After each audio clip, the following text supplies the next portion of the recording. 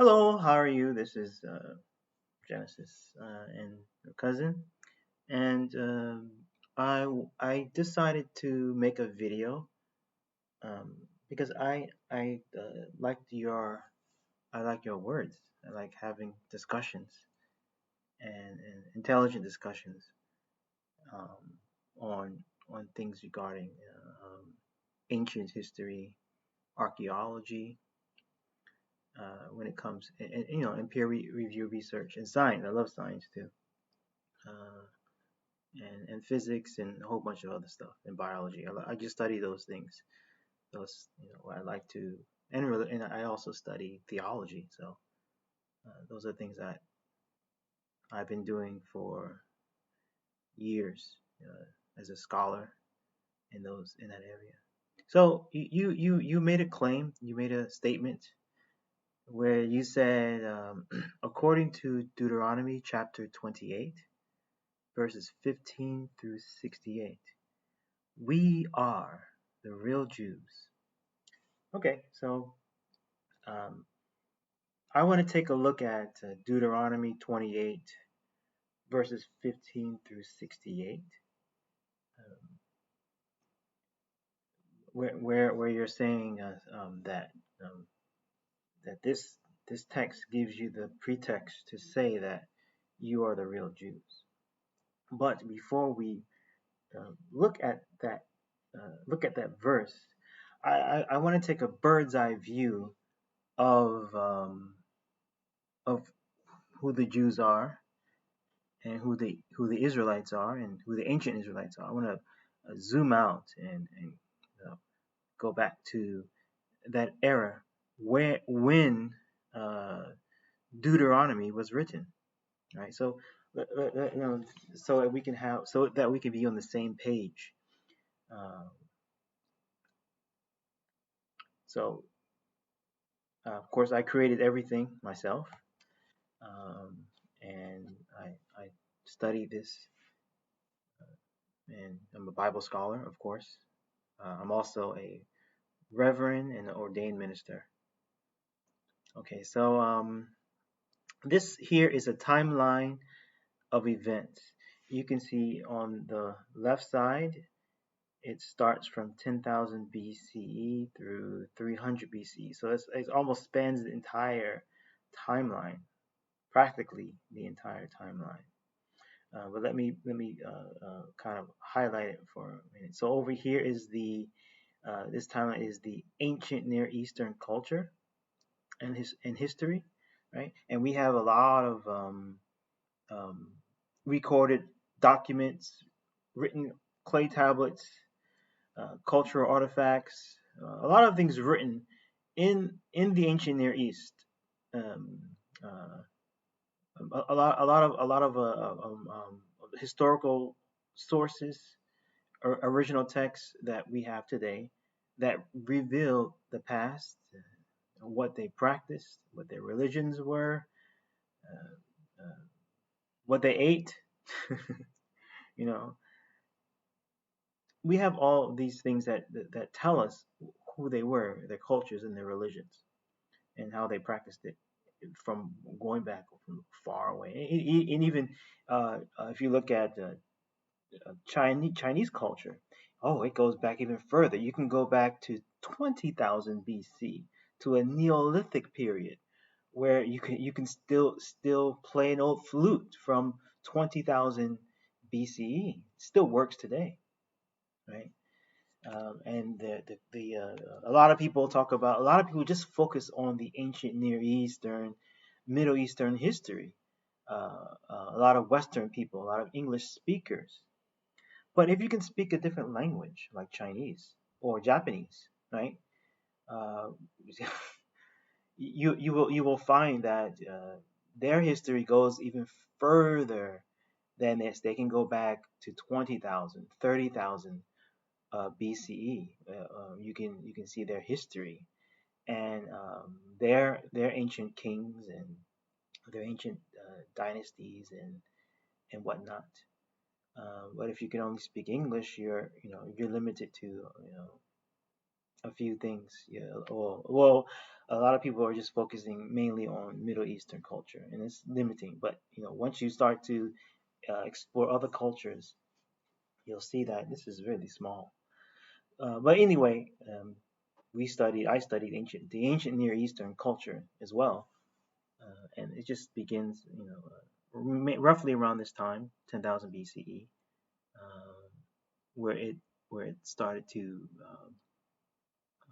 we see more artifacts around in this era. That's a long era. It's almost 10,000 years, right? So here, what's interesting about this era, the ancient Near Eastern era, we have a lot of um, ancient stories um, with different figures here.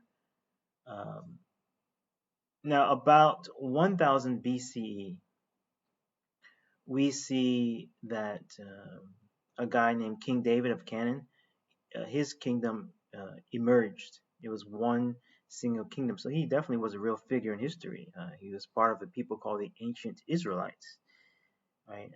And they jumped out around this time. Now, also, what's interesting about this time, I think about almost 1,000 years later, right?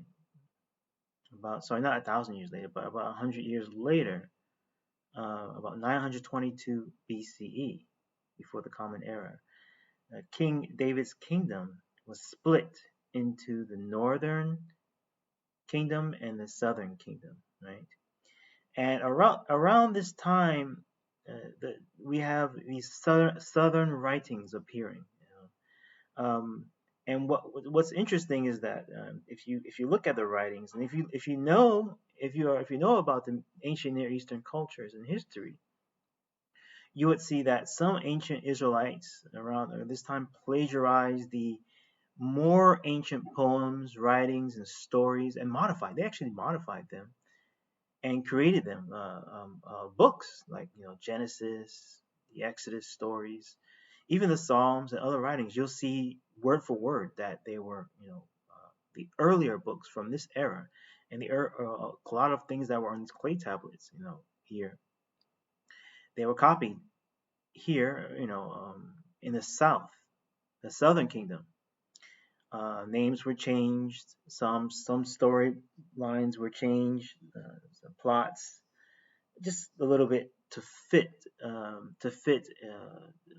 their view of the world. They were basically copied, and they came hundreds and thousands. Okay, these originals were hundreds and thousands of years prior to it, right? And here in the southern kingdom, a primitive form of Deuteronomy existed. So the one you're reading, the Deuteronomy that you have now in your English Bible, is it was here. It's the that appears 530 BCE. That's the one you're reading now. Okay, and the one in 530 BC is actually the modified, redacted monotheistic version. But there was a primitive version of Deuteronomy um, that appeared around 900 BCE, and it originally was contained monolateral deities. That's how it was.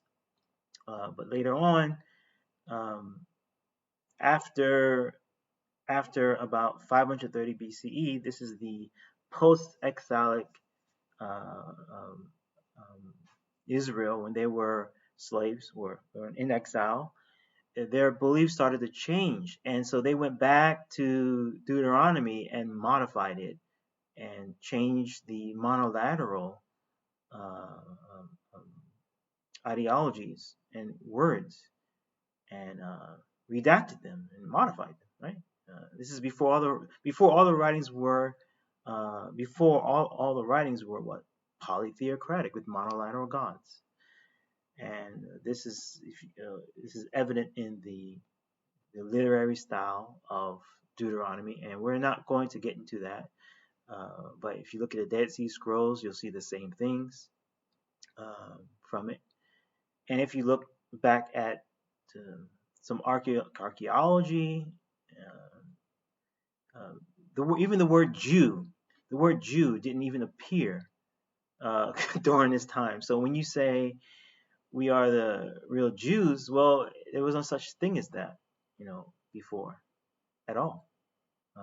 That happened. That came much later on, and actually Judaism itself, as a religion, didn't exist. It formed around this time, third, second century BCE, right? And this is when a lot of heroic fiction and religious satires and political satires emerged in the Jewish writings. And one of those political satires and heroic fiction is the Book of Daniel.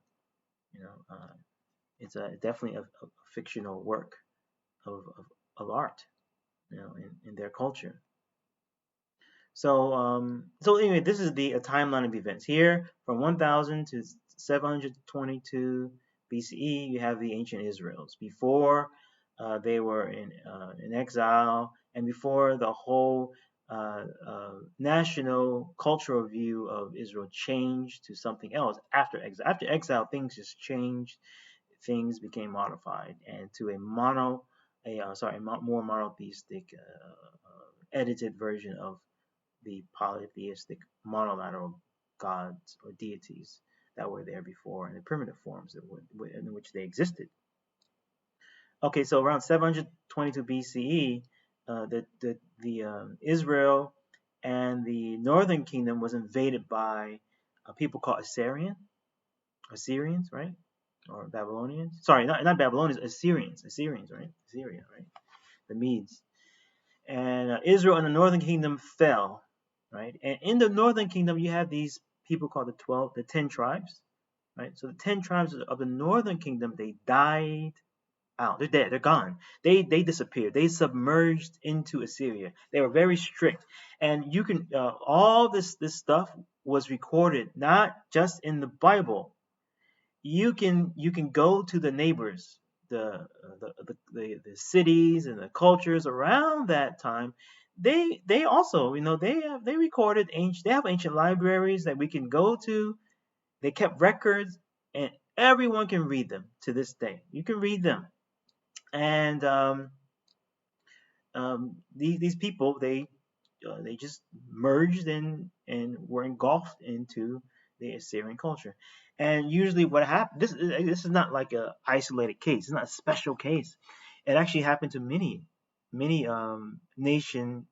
small nation tribes and states that existed at the time.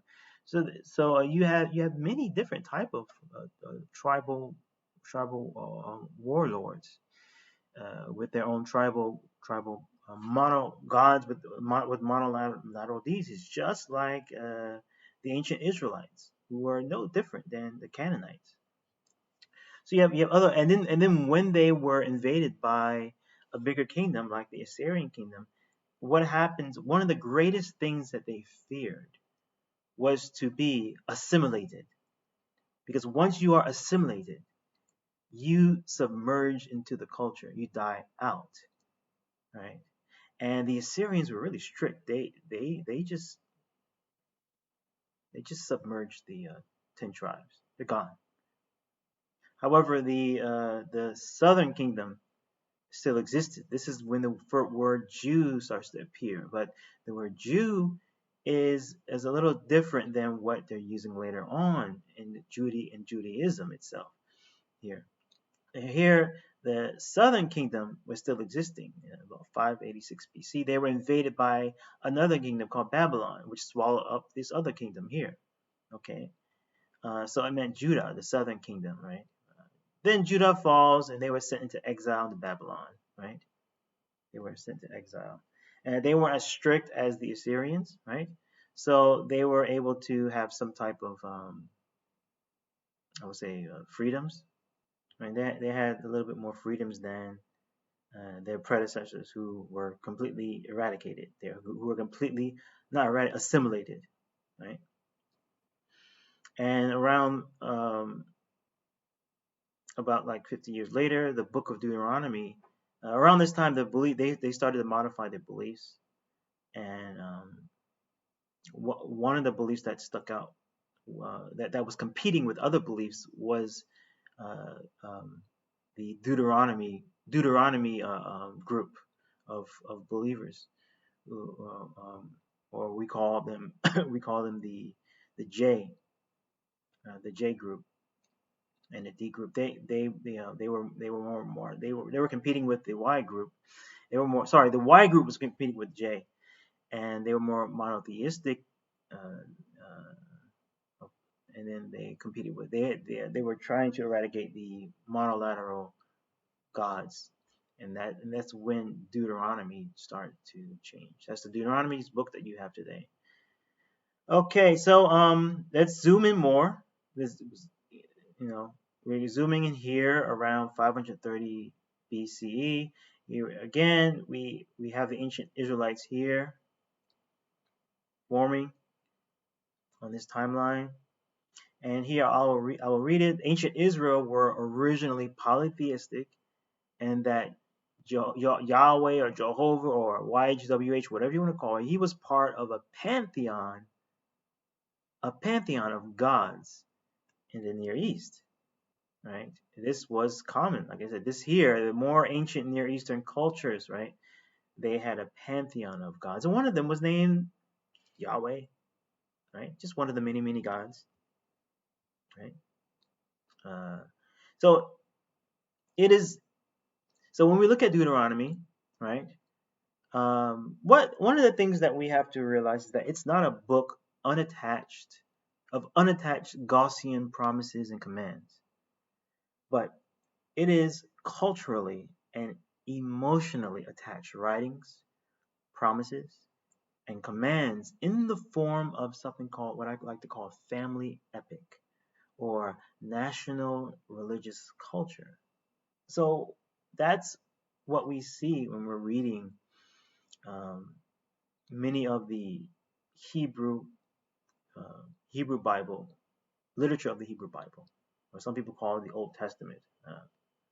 Just call it the Hebrew Bible. Right? Like again, it's not unattached promises and commands, but everything's connected. And what are they connected to? They're connected to the background, right, of it, right? What I'm talking about right now. You have to understand all of these things before you read the book. If you don't understand all these things, you're going to open the book and not know where you are in this timeline. And if you don't know where you are in this timeline, you're going to just jumble everything together as one. And that's not how no one reads a book. It just doesn't make sense. You have to understand the background culture before you read the book. And I understand a lot, but I'm not going to go too much in depth into this because it will take too much time. But one thing to know is that the ancient Israelites were originally polytheistic. They had a pantheon of gods. One of them was called Elohim. The other one was Yahweh. They had monolateral deities, and it's reflected in the primitive form of Deuteronomy. Okay, so now we zoom into Deuteronomy. There's one thing I want to, and Deuteronomy talks has prophets, right? It talks a lot about prophecy, right? What is in prophecy in the book of Deuteronomy? It mentions it has well at this time during this phase in their history, you had the prophets coming out, and there were these prophets had something called prophetic alternation. What they did was alternate between the Mosaic covenant and the Davidic covenant, right? And a lot of people who are reading, a lot of Bible readers make the mistake of misunderstanding these two covenants. Okay, when we look at the Mosaic covenant, one thing we have to realize is that that it's temporary emotional curses and punishments. That's what it is. That's what the Mosaic covenant is. For example, if you do this, right? If you do this, right? Then you are doomed. You are dead meat, right? Yeah, I made a mistake. So yeah, if and you do this, oh my gosh. So if you do this, then you are dead meat. Right? We hear that a lot. If you do this to me, then I'm gonna hit you, right? Same thing here, right? Or if you're gonna do this, I'm gonna bust your head, but you don't really bust their head. It's not really literally, you're not really literally gonna do it, right? Or it maybe just be a threat, right? Or if you do this, I'm gonna kill you, but you don't really mean you're gonna kill someone that you really love, right? Uh, so the temporary emotional curses or punishments, right? That's the Mosaic covenant. It's conditional because look, we're using the word if, right? If then. That's the key here. That's the key here with the Mosaic covenant. If then. Conditional, temporary. So with this conditional and temporary nature of this Mosaic covenant, it confers no eternal identity, right? But it works within the realm of an already established identity. It is directed at the ancient Israelites when they fail to comply with following the commandments. And it leads to and if they don't do this, then it leads to their destruction and obliteration. And usually a remnant or a few people survive, right? Maybe not. It's really up to the wishes of their God to decide whether or not a few or more remains, right? So it is emotional threats with actions, right? To wake them up, like beating them with a belt. Also like how some couples argue, they don't have to actually break up, even temporarily make it one person may make it feel as though they're broken up with some words of emotional pain and stuff like that. Yada yada yada. Everyone knows how that works. Okay. In the past, parents used to beat their kids with belts. I don't think they do that today. Some people don't. Some people do. So that's the Mosaic covenant. Temporary emotional curses and punishments, right? If then covenant, a conditional temporary covenant. But the Davidic covenant is an always and forever blessings. Always and forever. You know that song? Always and forever. Same thing here. It's a forever blessings covenant, right? For example, my hand is always stretched out and you will never be replaced. It's a permanent. That's what always and forever is. Permanent. It is not conditional. It's not conditional and it's not based on what actions that you do. It will forever be there, even if the ancient Israelites fail to comply with following the commandments. So they can never be replaced. They can never be replaced by another group of people, right? It's an always and forever Davidic covenant. Totally different from the Mosaic covenant, right? Now, when we look at the books in the Hebrew Bible, different writings and different books will emphasize certain covenants during specific times in ancient Israel's history. So usually during the times of peace, you're going to see that the prophets of these writings will emphasize the Mosaic covenant just to keep them in check. If you do this, then you're dead meat. You guys are going down, right? But during times of war, man, they're already beat down. They don't need to hear that message.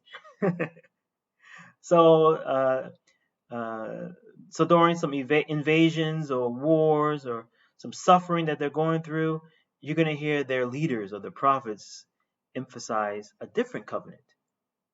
They're going to emphasize the Davidic covenant, right? Say, oh yeah, our leader, our God, has his hand stretched out. He's not gonna let you die. He's gonna remember you. To encourage them, right? So the temporary emotional curses and punishments were for these prophets, for these writers, they were necessary. But one thing that we must always remember when we're reading the Hebrew Bible is that these temporary emotional curses of the Mosaic covenant, they never, ever, ever, ever, ever will supersede or subvert the always and forever Davidic covenant, right?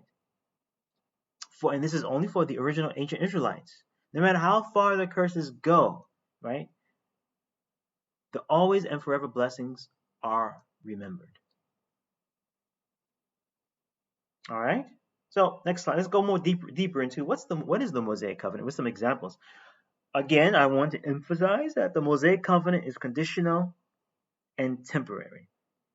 And let's look at some scriptures that in the same book that you quoted. If you read the book, Deuteronomy chapter 11, verses 26 to 29. This is a great summary of what we mean by the Mosaic covenant. Behold, I set before you this day a blessing and a curse. The blessing, if you obey the commandments of your Lord your God, which I command you this day. And the curse, if you do not obey the commandments of the Lord your God, but turn aside of the way which I commanded you this day to go after other gods which you have not known. So you see the if, then, if, then. This is a commission. This is a conditional statement. The temporary here. It's the Mosaic covenant, right? That's simple. Now let's go to the Davidic covenant. What is the Davidic covenant? Now I highlighted these books here. Remember this timeline here? I highlighted the time, the time when the books were written. Here, this is the late exilic period, the exilic period, and here I put historical background. This is actually the earlier period. Here, it's the one in Samuel is this time. The exilic period is around 900 to 600 BCE, and the late exilic period is around the 2nd century BC, 4th century, around this time, when we have more heroic fiction, okay, and satire. So let's look at it. Let's look at the late one, let's look at the middle one, and let's look at the earliest one. Like I said before, I want to emphasize that the Davidic covenant is the always and forever covenant. It's non-transferable. There are no conditionals. So let's look at Jeremiah chapter 33, verse 19 through 20 as an example. I have made a covenant with the day and with the night, so that they always come at their proper times. And that covenant can never be broken. That contract can never be broken. And he's, of course, talking about the sun going up and sun going down, right? Or just day and night, however they believe it went about at that time. In the same way, I have made a covenant with my servant David, that he would always have a descendant to be king. Here's another example. So it's a physical thing. Another one is, but hear now, O Jacob, my servant, Israel, whom I have chosen. Thus said the Lord your Maker, your Creator, who has helped you since birth. Fear not, my servant Jacob, right? Whom I have chosen. Right. So here we go again. A middle timeline, and then the earliest one. This is when David took his throne. Here we read it in 2 Samuel chapter 7, verses 1 through 16. A real event in a real location. Once again, after the king David, right? King David, after the king was settled in his palace, and the Lord had given him rest from all his enemies around him. Sorry about that. Okay. He said, now then, tell my servant David, this is what the Lord Almighty says. I took you from the pasture, from tending the flock, and appointed your ruler over my people Israel. I have been with you wherever you have gone, and I have cut off all your enemies from before you. Now I will make your name great, like the names of the greatest men on earth. And I will provide a place for my people Israel, and will plant them so that they can have a home of their own and no longer be disturbed. Wicked people will not oppress them anymore, as they did at the beginning, and have done ever since the time I appointed leaders over my people Israel. I will also give you rest from all your enemies. The Lord declares to you that the Lord himself will establish a house for you. When your days are over, you will rest with your ancestors. I will raise up your offspring to succeed you, your own flesh and blood, and I will establish his kingdom. He is the one who will build a house for my name, and I will establish the throne of his kingdom forever.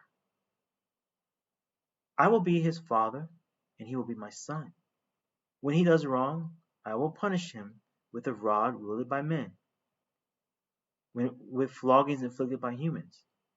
But my love will never be taken away from him, as I took it away from Saul. So Saul is a previous king, right? But with David, he's saying, I will, whatever you do, I will never take, my love will never be taken away from him, whatever he does, whom I remove, like he did with Saul, who he took away, right? Your house and your kingdom will endure forever before me. Your throne will be established forever. So here, there is no conditional or temporary here. Here it's establishing a non-transferable, non-conditional identity, an always and forever contract, a covenant that will never disappear. It's an identity of the ancient Israelites in this time frame here. What, 1000 BC? That's when it was made. Okay, you can go back to this timeline here and see that. So we see the difference between the Mosaic covenant, which is temporary, conditional, and the Davidic covenant, which is always and forever. Never is non-transferable, never conditional. Right? Let's move forward. Let's zoom into the book of Deuteronomy now. Which one? The modified one that we have today, right? In Hebrew and English. So let's look at the claim. According to Deuteronomy chapter 28, verses 15 through 68, we are the real Jews. Now let's analyze this claim in greater context of its history and the biblical text. So, again, now, Book of Deuteronomy, now modified, redacted to fit monotheistic beliefs. Before, all the writings were polytheocratic with monolateral gods. Deuteronomy chapter 28, verses 15 to 68. And again, I want to say that we have full and complete information from the early Israelite history going back to 1000 BCE. Before that was hard. There's nothing now for archaeologists. One thing that readers should keep in mind and understand is the nature. Now, they should keep in mind and understand the nature of the Mosaic covenant and the Davidic covenant. And we have what? We just discussed that. The nature of these two. We always must keep this in mind when we're reading it. We can't just have, let's just put everything together and create our own thing, right? Create something, whatever we think it could be. No, we got to look at the history. We got to look at the background of why they say what they say. And when we read the book, we got to look at the letter addressed on the envelope. When you write a letter to someone, right? You say, Dear Mr. So-and-so, I'm writing to you, right? And you look at who's writing, right? And you look at who the subject that he's writing to, correct? So the same thing in this case. We can't just open a book and pull out anything from a hat, whether it's one verse or a couple of them, like in this case, 15 to 68. We got to look at the whole background. So and one before I go on, I want to ask the question: when we're reading Deuteronomy chapter 28, verses 15 through 68, is it referring to a Davidic covenant, or is it referring to a Mosaic covenant? Think about that for a moment. So, like I said, we have to analyze the historical context of the ancient Israelites, right? And some backdrop within it, which they emerged from the Canaanite peoples and reinvented themselves by modifying polytheistic texts along the way. Let's look at the structure of Deuteronomy to get a bigger picture, to let the book speak for itself. Here we go. So, like I said, this passage here is inseparable from its cultural and historical background, right? I mentioned this already. When we read this passage, when we read the book of Deuteronomy. So when we read the book of Deuteronomy and look at the first chapter, we are looking at what? The address on the envelopes. And who is it speaking to? Right? Who are the subjects of the passage? Right? And the people who are receiving the message are all ancient Israelites across the Jordan in the wilderness. And it's not only that, there's a specific time, the 14th year, 11th month, and first day of the month that Moses relayed the proclamation of commands to the ancient Israelites. So it's a real people addressed at a specific time, at a specific place with a genetic lineage, right? And what we see is that anyone in the world cannot claim to be, part of King David because of some belief, right? Can't do it. Right? Originally, it was a national, cultural, tribal belief which was common in the world at the time. It's not a hypothetical people. It's a real people, genetic lineage, right? Now, anyway, so let's go to Deuteronomy chapter 28, verse 15 through 68. And what we see let's look at the structure, when we look at the passage, we keep hearing and reading over and over again, cursed, cursed, cursed. If you do this, if you do that, you're cursed, you're cursed, you're cursed because of this and because of that, right? Because of what you did. And we see verse 15, they were disobedient. There was some disobedience. And then verses 15 through verses 7, the curses are announced. And then you see the structure again of the passage talks about disobedience once more in verse 58. And after it talks about disobedience once more in verse 58, it talks about what? The curses from verses 59 through 68. What? You're going to see this pattern. Disobedience, cursed. Disobedience, curses. Disobedience, curses. You're going to just see that back and forth, repeated over and over again, right? Like someone's repeating someone being smacked by a bell. What? Smack? And so this is okay. Immediately, what should you think of immediately when you see this? Which covenant should you think of? Mosaic or Davidic, which is forever blessings, non-conditional, permanent, or should you think of something more conditional, temporary? And the answer is the Mosaic covenant. Conditional, temporary, blessings, right? Curses, right? So here, when we're reading Deuteronomy chapter 28, verses 15 through 68, we should immediately, once we recognize that it's the Mosaic covenant, we should observe the conditionals, right? But we need to understand that these conditional statements can be overridden. Like when you work for, if you've worked for a bank or something like that, and there's an error in the system, like you can't send the customer money or something like that because the system blocks you. You need a manager. Manager can come and override the system so that you can give the customer money or do some transaction or do some task. It's the same thing here. You have, Mosaic covenant comes, right? But it can be overridden by God, right? Whatever he chooses to do, it's just temporary. It's just part of the process. It must happen. You must suffer, okay? You must be beaten up, but this beaten up can say, man, you're gonna die now. You can be all killed, man. I'm gonna kill all of you, right? Yeah, it can be overridden, right? It's temporary. Even if your bones, He'll just raise you back up to life, right? Your bones will be merged together. This is the Mosaic covenant, right? Right? Your flesh and blood, it's not going to go. It's not going to be. It's non-transferable. It's not going to go to any other flesh and blood.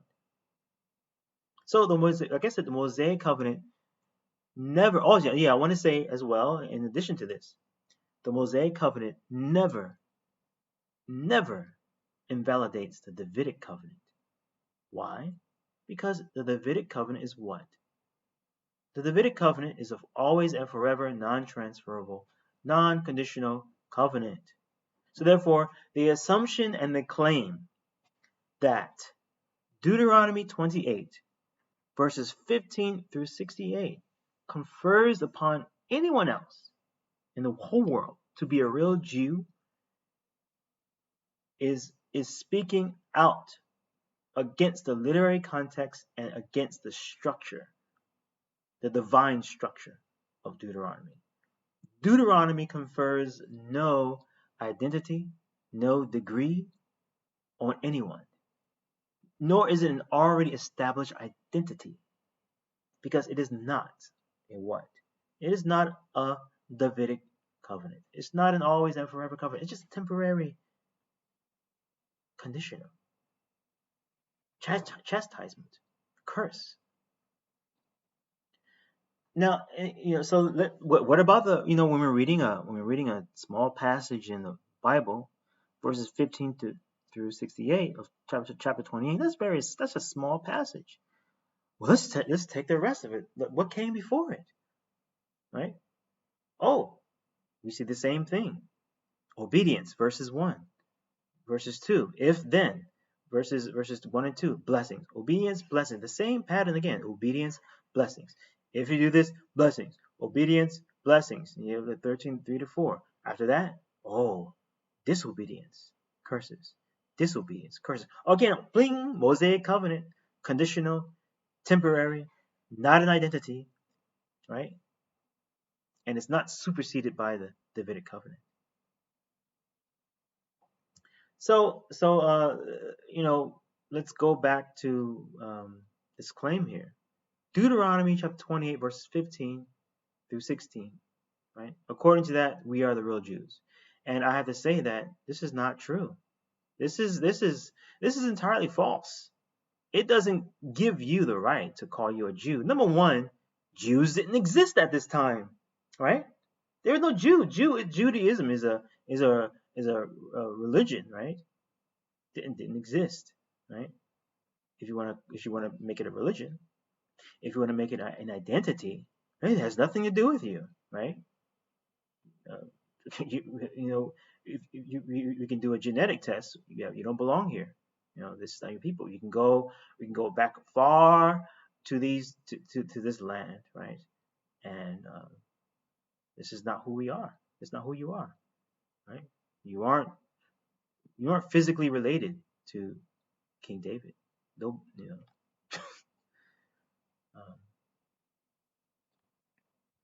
so I mean that can be up for debate, but as far as this is concerned, you're not a Jew, and Jews didn't exist. As far as the Bible, the meaning of Jew is not your meaning of Jew, right? It may not be. If you mean it as a religion, of course you can go. Anyone can join Judaism, but it was formed really, really late, 2nd, 3rd century BCE, and this Judaism is quite different from what the ancient Israelites, who the ancient Israelites were. It's a post-exilic religion, and their views here, the views here of the ancient Israelites, were not monotheistic. They didn't believe in one God. They believed in many gods, right? They had their God was a pantheon of gods, So if you want to be an ancient Israelite, you can be a polytheistic person, who believes in many gods, right? Many creators, if you want to say. If you want to pick Yahweh, then he's a naughty God, right? Because he's the one who's trying to say, hey, I'm the big guy. No one else exists. No one else exists besides me, Yahweh. He's naughty, right? He's the warrior guy. He's the one who causes all the noise, while the rest are silent. He's different from Elohim. He's different from Baal, another one of the gods that they worship, right? Because after all, we know that the Jews, the ancient sorry, not the Jews, the ancient Israelites actually were the Canaanites. We know that as a fact. That's their ancestry, and we know that the books that they wrote were modifications, redactions of the ancient Israels, the ancient originals, right? So, if you want to be ancient Israelite, you have to say that you are an ancient Near Eastern person. There's really nothing special about the ancient Israelites. They are just people who took their father's books and modified them. Right? They really are the Canaanites. Right? So of course, I like looking at the Bible and analyzing it in a more in-depth way like this. I can go more in depth if you want, but I think this suffices. I think that the problem here, when we're looking at the passages, we're not separating, we're not distinguishing between the Mosaic covenant, which is temporary and conditional, from the more Davidic covenant. When we're reading the Bible, which is more Davidic covenant, is more always and forever covenant, non-transferable, can't be transferred to anyone else who's not part of this group. So I don't know. I don't know what to say. The Davidic, this here has nothing to do with the Davidic covenant at all. The passage that you're quoting, it's a Mosaic covenant, so it has nothing to do with the Davidic covenant. So it cannot confer upon you an identity.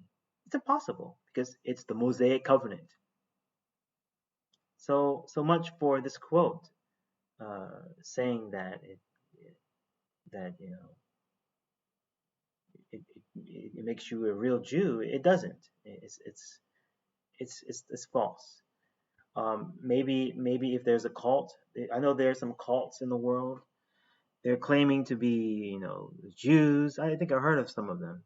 A lot of people are claiming to be these Jews or Jesus or we call these people cults. They take the Bible and they don't really understand it from its historical context, its archaeological context, right? And they don't look at the structure of the passage like I did. They just quote it and follow blindly someone else. Well, now we're in the 21st century. We cannot do that anymore. We have to take the book and break it down, and not only break down the book, we have to go back to the history, right, of this time, and look at the background records. Look at what people around the ancient Israelites were like. What did they write? What were their beliefs? Was it the same? Right? What did they say? Right? And we have a lot of evidence now going back to 10,000 BCE, and we have even more from China, even more from Japan, China, from Asia. Goes even back further. Anyway, this is Genesis, over and out. Take care. Bye bye.